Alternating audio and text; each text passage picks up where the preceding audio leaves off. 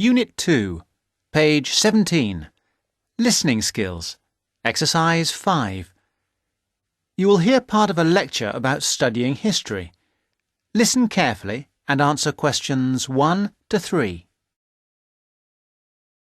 Good morning, everybody. I'd like to begin this term's lectures with a discussion of the various sub-disciplines in history. Before I do that, though, can I refer you to the handout you picked up on the way in? It deals with two general topics. The first is, why study history? And the second is, what is history? Neither of these questions has an easy answer. In fact, people have been asking these questions for as long as history has been studied. However, as you are mostly new students to this subject, and we have some students of economics with us also, I feel you should have some background to these basic questions. Anyway, it's all in the handout.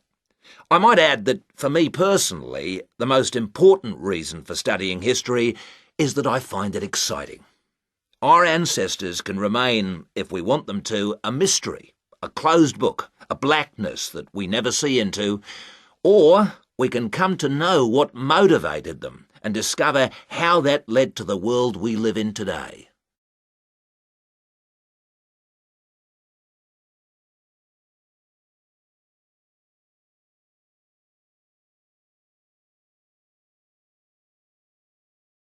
Unit 2, page 17. Listening skills.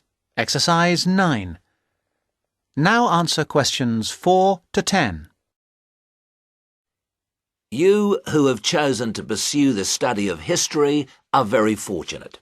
This is a time when we can talk not just about history, but histories. Traditionally, history was seen as one subject, and the subject matter was clear. It was about kings and queens and wars. Additionally, it was about states and empires, or groups of states. This is what we now call political history. The subtopics were the parts of the world, for example, the history of China or of France.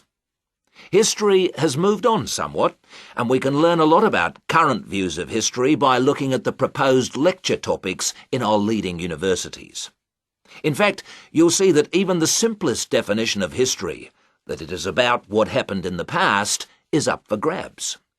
Some of the more, how shall I put it, progressive areas of study are as much about what should happen in the future.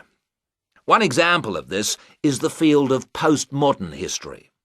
Likewise, feminist history looks at the past to make sure the future will be different, and it uses the past to assist in its efforts to make the future as it wants it to be.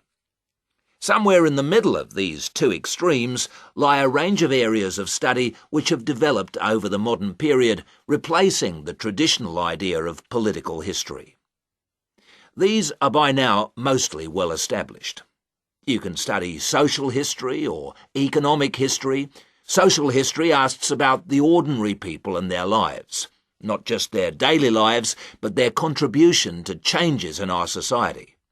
Ordinary people have desires and wishes which they try to put into effect, and this has a massive effect on social development which was not fully understood in the traditional study of history. By the way, one area of traditional history which I forgot to mention, but which has had a resurgence of interest in recent years, is the area of military history. This was, of course, of great practical use in more violent times, and unfortunately has become of increasing use and interest, academically and practically, in our own times. By the way, there is a new series of lectures on military history in our department, as if to demonstrate the truth of what I've just said. Ethnic and multicultural history are further examples of kinds of history which, like social history, differ from the traditional forms. Ethnic history is a modern concern which concentrates on the value systems and beliefs of a people, usually a minority people, which were ignored in the rapid forward march of the rich and powerful nations and states. How various ethnic groups live together and how their traditions change and develop is the subject of its contemporary cousin, multicultural history. In sum, as I said, you are fortunate to have such a wide choice of things to study in the fields of history. Choose wisely, And finally, it only remains for me to wish you good luck in your studies.